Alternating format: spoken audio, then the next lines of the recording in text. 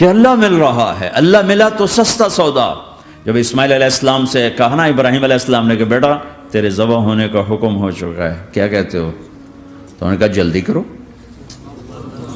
یا ابا تفعل، یا ابا تفعل، ابا جلدی کرو۔ تو ابراہیم سمجھے کہ شاید یہ پتہ نہیں چلا اسے کہ بیٹا تمہیں خبر ہے میں کیا کہہ رہا ہوں؟ کہاں خبر ہے، بڑا اچھا سودا ہے، آپ کے بدلے میں اللہ مل جائے گا، اللہ آپ سے زیادہ بہتر ہے، دنیا کے بدلے میں جنت ملے گی، جنت دنیا سے بہتر ہے۔ پھر معصوم بچوں کو خیال، ہاں میری ماں کو ضرور تکلیف ہوگی، تو اپنا کرتا اتارا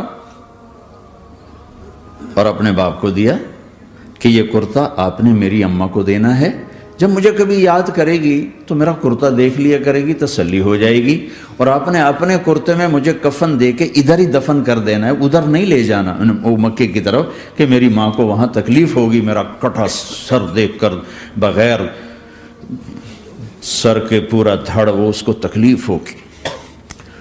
ایسا اطمینان سے، چونکہ اور ذبح ہونے والا بھی ایسی باتیں کرتا ہے، بابا میرے ہاتھ بھی باندھ دے، میرے پاؤں بھی باندھ دے، کہ ممکن ہے جب تو چھری چلائے اور میرا ہاتھ پاؤں ہلے تو تجھے لگ کے تمہیں تکلیف نہ ہو جائے۔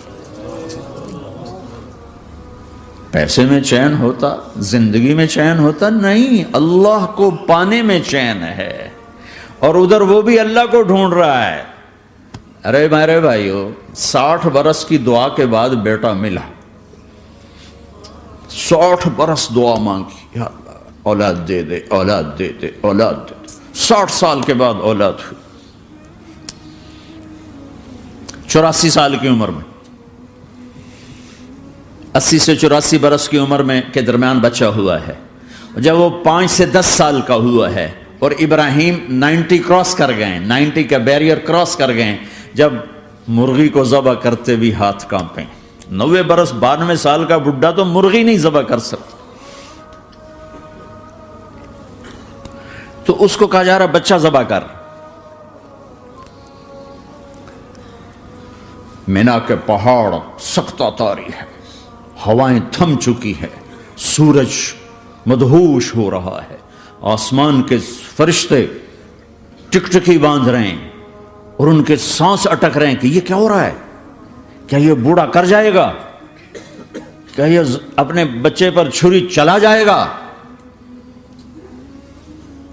باندھ رہے ہیں ہاتھ اور پاؤں، اور پھر بچے نے کہا تھا مجھے الٹا لٹانا، سیدھا نہ لٹانا، کہیں تیری نظر پڑے میرے چہرے پر اور پھر تو رک جائے، نہیں نہیں نہیں، سیدھا الٹا۔ تَلَّهُ لِلْجَبِينِ، اسماعیل کی وصیت کو قرآن نے بیان کیا، ماتھا ہے ان کے گھٹنے کو ان کی کمر پہ رکھا اور ایسے سر کے بال پکڑے، ایک ہاتھ میں چھری، ایک ہاتھ میں سر کے بال، اور یوں آسمان کو دیکھا، اور یوں تھوڑا سا اوپر اٹھایا نا تاکہ نیچے سے چھری چلائے۔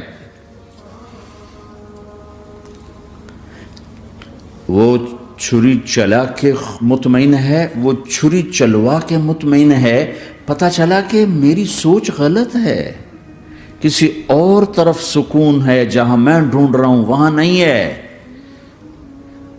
اپنی مرضی پوری کرنے میں نہیں ہے، اللہ کی مرضی پوری کرنے میں ہے۔ یوں پکڑا، گھٹنا رکھا، یوں دیکھا، آسمان کو دیکھنا تھا کہ فرشتوں کی چیخیں نکل گئی، کہا اے اللہ، ہائے ہائے ہائے، کاش وہ مینا کے پہاڑ ہوتے جہاں یہ قصہ ہوا، اب تو حاجیوں کی وجہ سے انہیں توڑنا پڑا۔ اے اللہ، کیا تو مجھ سے ناراض ہو گیا ہے؟ تو یہ سمجھتا ہے کہ اسماعیل کی محبت میرے دل تجھ سے زیادہ ہو گئی؟ نہیں نہیں، میرے اندر تو ہی تو ہے، تیرے سوا کوئی نہیں ہے، اور اگر کوئی میرا تو نے امتحان لینا ہے میں حاضر ہوں۔ ایک اسماعیل کیا لاکھوں قربان ہو سکتے، چھری چلا دی۔ اگر میرا رب صرف دیکھ ہی رہا تھا کہ خلیل کہاں تک جاتا ہے، یاری نبھتی ہے کہ درمیان میں ٹوٹتی ہے۔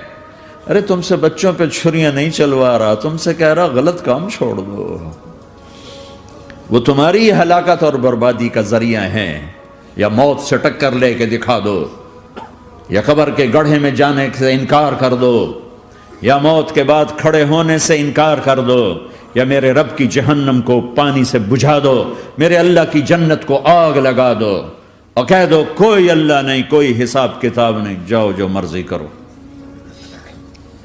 ادھر سب کچھ مانتے ہو، ادھر اسی سے بغاوت کرتے ہو۔ یہ کیا اسلام ہے؟ یہ کیا زندگی ہے؟ اے اللہ، ناراض ہو گیا ہے کہ میرے دل میں اسماعیل تجھ سے زیادہ نہیں، میرے رب ادھر تو ہی تو ہے، تیرے سوا کوئی نہیں ہے، تو ہی ہے۔ اور اگر ناراض نہیں کوئی میرا پیپر لے رہا ہے تو میں حاضر ہوں، یہ لے۔ اللہ اکبر! جو چھری چلائی، ساتوں آسمان کے فرشتوں کی چیخیں نکل گئی۔ 2 دفعہ آسمان کے فرشتے روئے ہیں، 2 دفعہ ساتوں آسمان کے فرشتے، ایک یہاں ابراہیم و اسماعیل کے اس قصے پر، اور پھر 4000 سال کے بعد جب میرے نبی کو طائف میں پتھر پڑے۔ ہائے ہائے!